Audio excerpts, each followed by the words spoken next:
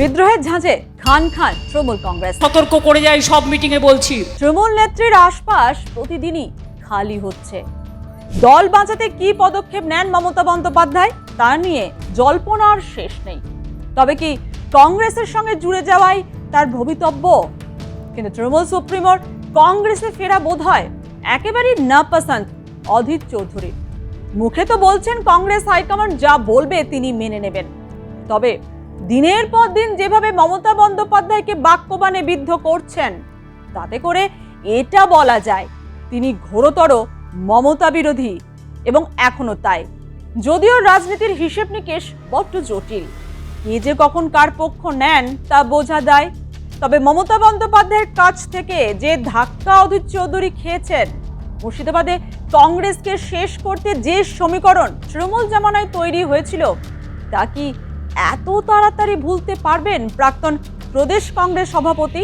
নাকি মমতা বনাম অধীরের দ্বন্দ্বে ভুগতে হবে রাজ্য কংগ্রেস নেতৃত্বকে? মমতা বন্দ্যোপাধ্যায় যখন ক্ষমতার কেন্দ্রে তখন তার মুখে শোনা যেত কংগ্রেস সাইনবোর্ড হয়ে গেছে এই বাক্য, আর সেই কংগ্রেসই মমতার অসময়ে অক্সিজেন যোগাচ্ছে। সম্প্রতি দিল্লিতে ইন্ডিয়া জোটে মমতা বন্দ্যোপাধ্যায়কে যেভাবে আলিঙ্গন করে কাছে টেনে নিয়েছেন সোনিয়া গান্ধী, তাতে করে অনেকেই মনে করছেন এই বুঝি তৃণমূল আর কংগ্রেসের পুরনো তিক্ততা শেষের পথে। কিন্তু না, সোনিয়া গান্ধী যেভাবে মমতা বন্দ্যোপাধ্যায়কে কাছে টেনেছেন অতটা সহজ নয় প্রদেশ কংগ্রেস নেতৃত্বের কাছে। যদিও তারা মুখে এক কথা বললেও ভিতরে ভিতরে পুরনো ক্ষতে ব্যথা অনুভব করছেন।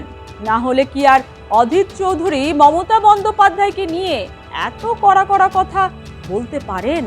डबल इंजन की सरकार है और अभी तो ट्रिपल इंजन बनने जा रहे हैं। तो डबल इंजन की सरकार के हाथ में सीआईडी है, सीबीआई है, ईडी है, एनआईए है, सब कुछ है। ये डबल इंजन सरकार को और रफ्तार से आगे बढ़ाते हुए जहां जहां धधली हुई है, जहां जहां भ्रष्टाचार हुई है, सारे चीज को उजागर करना जरूरी है। सिर्फ भतीजे को नहीं, ये भतीजे को किसने भतीजे बनाए वो भी तो थोड़ा ढूंढ के निकालो। भतीजे अपने अपने मन से, अपने हिम्मत से ये घपला या भ्रष्टाचार नहीं किए होंगे। भतीजे को मददगार हमारे बंगाल के मुख्यमंत्री जरूर किए थे, तो वो भी संज्ञान लेते हुए तफ्तीश छानबीन गहन तरीके से किया जाए, क्योंकि दूध के दूध पानी के पानी निकल आए। सिर्फ बयानबाजी में हम नाखुश रहेंगे।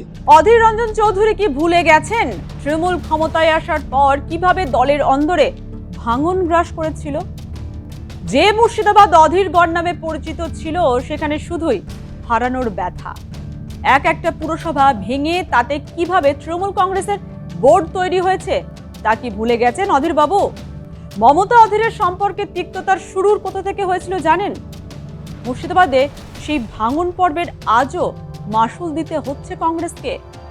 জঙ্গিপুর, জিয়াগঞ্জ, বেলডাঙ্গা, ধুলিয়ান এই 4টি পুরসভায় একসময় একজনও কাউন্সিলর ছিল না তৃণমূলের, কিন্তু দল ভাঙিয়ে রাতারাতি সবকটি পুরসভা দখল নিয়েছিল তৃণমূল।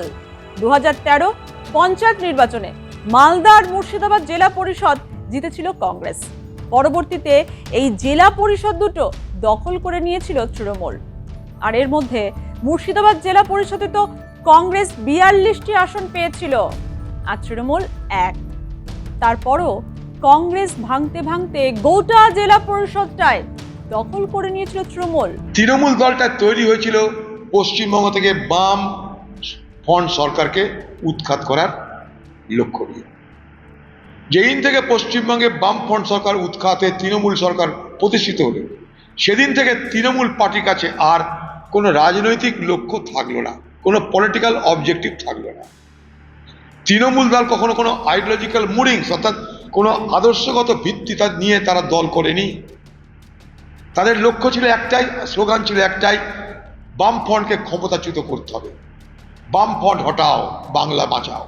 হয়ে গেছে, বাংলা বেঁচে গেছে, বামফ্রন্ট উঠে গেছে। তারপরে কি করবে? তারপর বামপন্থ হটাও, বাংলায় লুটপাট করে খাও। লুটপাট হয়ে গেল, এবার কোথায় যাবে?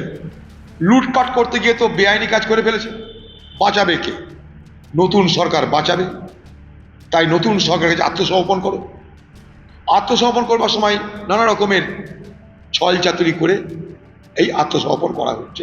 এখানেই শেষ নয়, 1999 সাল থেকে একেবারের জন্য হারেননি। 2024 লোকসভা নির্বাচনে হারতে হয়েছে অধীর রঞ্জন চৌধুরীকে, আর সেই থেকেই হারের মূল্য চোকাতে হচ্ছে তাকে, যা এই বিধানসভা ভোটেও হলো। 2019 সালের লোকসভা নির্বাচনের পরে অধীর রঞ্জন চৌধুরীকে লোকসভায় কংগ্রেসের নেতাও করা হয়েছিল এবং 2021 সালের পশ্চিমবঙ্গ বিধানসভা নির্বাচনের আগে তাকে রাজ্য কংগ্রেস সভাপতি হিসাবে পাঠানো হয়েছিল। এরপর থেকে তিনি উভয় দায়িত্ব পালন করেছিলেন। পরে অবশ্য প্রদেশ কংগ্রেস সভাপতির পদও যায়। মমতা বন্দ্যোপাধ্যায়ের কট্টর বিরোধিতায় অধীরের পদ হারানোর মূল কারণ বলি অনেকে এখনো মনে করেন। এমনকি ইন্ডিয়া জোটের শুরুতেও কংগ্রেস হাইকমান্ডের ক্ষোভের মুখে পড়তে হয়েছিল এই অধীর রঞ্জন চৌধুরীকে, তাও সেই মমতা বন্দ্যোপাধ্যায়ের কারণে। তখন শরদ পাওয়ার কার্যত তিরস্কারের সুরে বলেছিলেন, অধীর রঞ্জন চৌধুরী এবং মমতা বন্দ্যোপাধ্যায়ের মধ্যে তিক্ত সম্পর্ক দেখেছি আমরা। মমতাকে কুকথা বলার বদভ্যাস রয়েছে ওর, যা মোটি ভালো নয়। এই আচরণ কাম্য নয় ওর থেকে, তবে তাতে বিরোধীদের জোটে কোনো প্রভাব পড়বে না, এমনটাই বলেছিলেন শরদ পাওয়ার। বাংলায় মমতা বন্দ্যোপাধ্যায় বনাম অধীর চৌধুরীর কারণ প্রতিনিয়ত কংগ্রেসের পায়ের তলার মাটি সরে যাওয়া। একসময় রাজ্যে পরস্পরের হাত ধরাধরি করে চললেও বিগত কয়েক বছরে পরস্পরের প্রতিপক্ষ হয়ে উঠেছিল তৃণমূল এবং কংগ্রেস। 2021 সালের লোকসভা নির্বাচনে তৃণমূল বিপুল জনাদেশ নিয়ে ক্ষমতায় ফিরলেও শূন্যে নেমে যায় কংগ্রেস। পরে সাগরদিঘি উপনির্বাচনে কংগ্রেসের টিকিটে জয়ী হলেও তৃণমূলে যোগ দেন বাইরন বিশ্বাস। তার জেরে দুই দলের সম্পর্ক আরও তিক্ত হয়ে ওঠে। রাজ্যের পরিস্থিতি থেকে যে কোনো বিষয়ই লাগাতার কড়া ভাষায় তৃণমূল এবং মমতা বন্দ্যোপাধ্যায়কে আক্রমণ করতে শোনা যায় অধীর রঞ্জন চৌধুরীকে। এমনকি মমতা বন্দ্যোপাধ্যায়ের বিরুদ্ধে লড়াই সংগঠিত করতেই সেবার অঘটন ঘটেছিল পশ্চিমবঙ্গে বাম ও কংগ্রেস জোট। জোটের মূল কারণ ছিল রাজ্যের শাসন ক্ষমতা থেকে তৃণমূল কংগ্রেস এবং জাতীয় রাজনীতিতে বিজেপিকে পরাস্ত করা, বিরোধী ভোট যাতে ভাগ না হয় এবং নিজেদের সাংগঠনিক অস্তিত্ব টিকিয়ে রাখার স্বার্থে এই দুই ঐতিহ্যবাহী বিরোধী দল আদর্শগত দূরত্ব ভুলে আসন সমঝোতায় বাধ্য হয়েছিল। অধীর রঞ্জন চৌধুরীকেও মঞ্চে দাঁড়িয়ে জোটের হয়ে মমতার বিরুদ্ধে সুর চড়াতে শোনা যায়। অতএব রাজ্যে মমতার বিরুদ্ধে মুখ হয়ে ওঠা প্রাক্তন প্রদেশ কংগ্রেস সভাপতি অধীর চৌধুরী কি এত সহজে ভুলতে পারবেন তিক্ততা? মমতা কংগ্রেসে এলে কি হবে আগামীতে এই দুই পরস্পর বিরোধী নেতৃত্বের অবস্থান? মমতা বন্দ্যোপাধ্যায়ের ঘরোয়া সেই জল্পনা যতটা না আলোচনায়, তার থেকে অধীর মমতার তিক্ততা কাটিয়ে পাশাপাশি অবস্থান কতটা মধুর হবে হাত শিবিরে, তা নিয়ে আলোচনা তুঙ্গে। বরং বলা ভালো, এটা ভাবাচ্ছে কংগ্রেস নেতৃত্বকেও।